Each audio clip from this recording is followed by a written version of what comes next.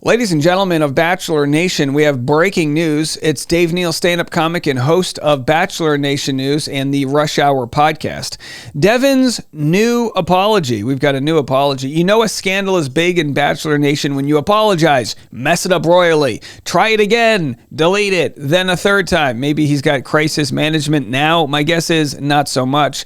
I'm going to read what he had to say. It is, I guess, what we call a diatribe right there. He really fit it all in on his Instagram story. I haven't read it yet. I'll give my honest and fresh thoughts there.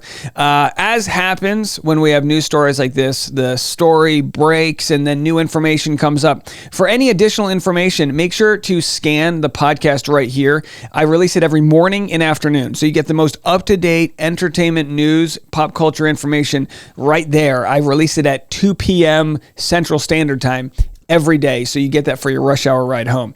All right, let's get into it.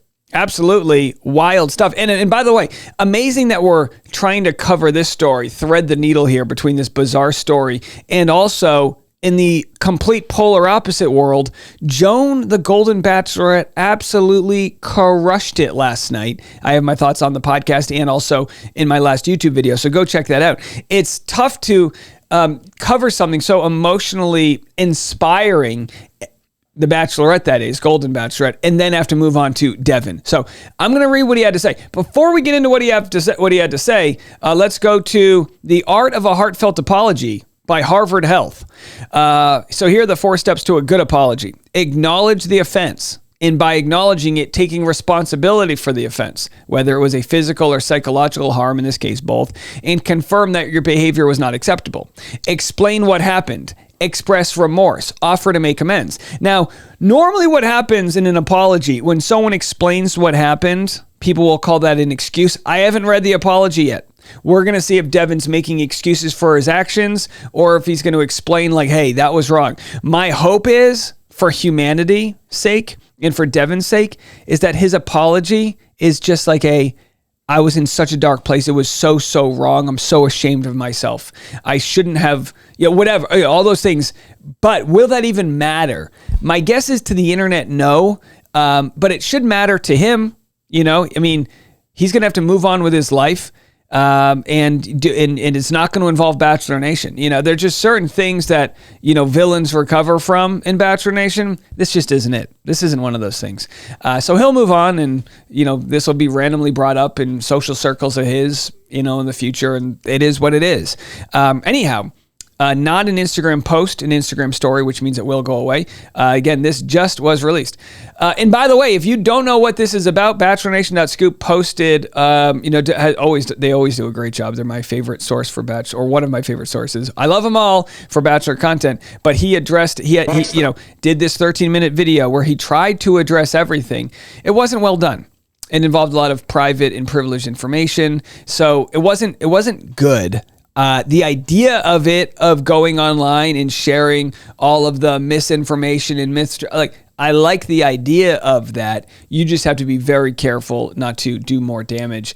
And they always say you don't hit rock bottom till you stop digging. Is that the saying? Either way, it came out by Reality Steve. It came out that there was this restraining order against him that was heinous, to say the least. Absolutely insanity. This person sends me insanity, and we covered it. We tried to sanitize it, but it involves admission of physical harm and borderline psychotic behavior, burning a restraining order. Not good, folks. Not good. Let's go to what he has to say. Following my time on The Bachelorette, there have been many stories and misrepresentations put out in the media that I want to take a moment to address. Already I'm thinking, you're not going to cover it in this one thing. You're doing it wrong. You need the bandwidth to really cover everything if that's what you want to do. So already, you ain't going to fit it in here. I want to apologize for the video I released following the final episode. I am not proud of that lapse in judgment. I am truly grateful for my time on the show and for getting the chance to know and love Jen. I certainly regret hurting her in any way. She's a very special person, and I wish her nothing but good things. That's okay. It's not very specific, but how specific can you get? You're here doing one Instagram story. Most recently, there have been challenges from a low point in my past, criminal challenges, that have been brought up and severely misconstrued. Okay, so this does not factor into the apology here of acknowledging offense. So maybe, he's, I guess, saying there's more to the story. Let's continue. The accusations are simply not true, as I have never inappropriately laid hands on another individual or treated my ex-girlfriend in any of the ways I have been depicted. That restraining order was never granted and fully dismissed. My college ex-girlfriend and I ended up reconciling and eventually ended our relationship on good terms. This was the first time I ever fell in love, and I learned a lot from our relationship. It was a growing experience for both of us. I know that I have made mistakes in my life and that I am not perfect, but I have continued to work every day to be someone that my family and friends would be proud of, and I am truly thankful to everyone who has been by my side. So as I've said all along, when the show ends, I don't jump to conclusions. This really pisses people off. This pissed people off with the Johnny Depp Amber Heard case, where I said, you know what? I'm going to watch the trial like everyone else, and I'm going to use it as like a moment where I kind of pretend like I'm the jury, because that's what we all do when you watch a trial. You pretend like, oh, what's all the information? It's presented by both sides.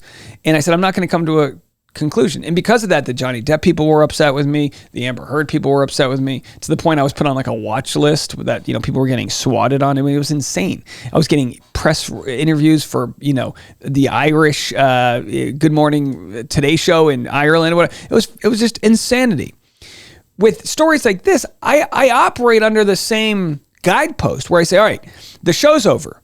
I'm not going to completely judge Devin based off of what we saw in the after the final rose. I mean, I talked to Dr. Diane Strakowski, and I said, look, how can a guy, you're a therapist, doctor, how can a guy properly, or girl, gender doesn't matter here, prosecute their point of how a relationship went in front of an audience that's all supporting the other person? It'd almost be like going to marriage counseling with your spouse and all of her family's watching. You know what I mean? Very tough point. But then more came out. Devin is a bully. TikToker posts a story. Whenever you get stories from people where they're willing to show their face, it holds a lot more clout. These like unnamed sources, you can't really do much with that. But you had someone who said, no, look, he was a bad guy in high school. You had his ex-girlfriend say he was a bad guy in high school. Well, I take those instances more seriously, because you get to hear from people that really don't have anything to gain. They're not exactly there for clout. It's not one of those salacious things. They're just going, no, we dated. He was just a bad guy. Oh yeah, he bullied me. He said this about me. He knew I was like self-harming. That's not good. This news story is a nuclear bomb. Did I pronounce that right? Nuclear. I always get corrected in the comment sections. This news story is a whole different thing of insanity. An affidavit from a woman who claims he broke into her home, who claims he ransacked the home and all these other things happened. He's now saying in his apology, he never laid hands on her. She never responded to Reality Steve when it came to doing an interview. You can't pressure her or even ask her, really, because it's such a sensitive thing, to share her side of the story. He's claiming this was dismissed. Was this dismissed, or was he on probation for a year? If you're on probation for a year, that's not dismissed. That means, all right, don't mess up again, don't do all these other things, and this will go away. So with that said, respectfully, it looks like it wasn't dismissed. If there's more information he wants to present to defend himself, that's on him to do. But right here, this can't be a good apology because you're not admitting to doing wrong. You're saying you never did that. So again, he is now looked at by an audience as being gaslighting and all these other things. They're not wrong for feeling that way with the information they have, because the information we've seen, it looks like he's a bad guy who did bad things. And at the very least, you can recover from those bad things. But we're no longer talking about, oh, did he ghost Jen? Did Jen ghost him? That whole conversation's over, right? So now we're looking at it critically from, all right, he probably should have never been involved on the show. We've, I had my interview yesterday with Reality Steve on my channel here where we said, look, the show needs to respond. Somebody high up, one of the top 3, the main producers have to respond. Why did they think it was okay to see the sealed restraining order or the affidavit of the burglary? Why did they think that was okay and then invite this guy onto the show? Whether it was 7 years ago, 2 years ago, or 10 years ago.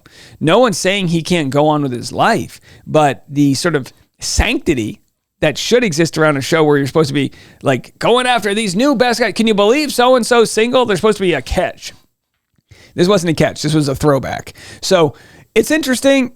I'm left not being moved much by what he had to say because it leaves more questions that he hasn't answered versus the things we've seen with our own eyes, which is that the court system was involved. Maybe she did. Maybe his ex did go back to him.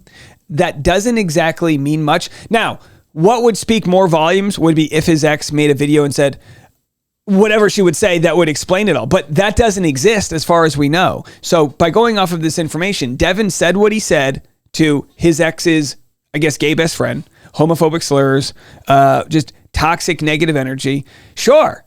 If Devin wants to say he was in a dark place and he was in a bad place, like, we get it. We see it. That was dark. This was really dark. But previously, the way I like to handle contestants is give them the benefit of the doubt because everyone deserves that. But then when you see this, you go, you no longer have the benefit of the doubt. You have the burden on you to prove that you, and again, because this is the court of public opinion, which operates differently than the justice system, right? It does. So he has the burden on him to prove that affidavit was not real or that misconstrued. You can't just say it and have people believe it. It's just not going to happen. So that's where I stand. Continue to cover it. Again, you have to understand that, like I said before, threading the needle here, discussing this is super heavy to talk about. And by all means, you need to make sure you're taking care of the victim. You're taking care of not minimizing what someone said. And all we've seen is the handwritten 6-page affidavit from a woman who was terrified to go to police, said, I didn't want to do it because I didn't want to get him in trouble, but these things happen. He slashed my tire. So did you slash her tire?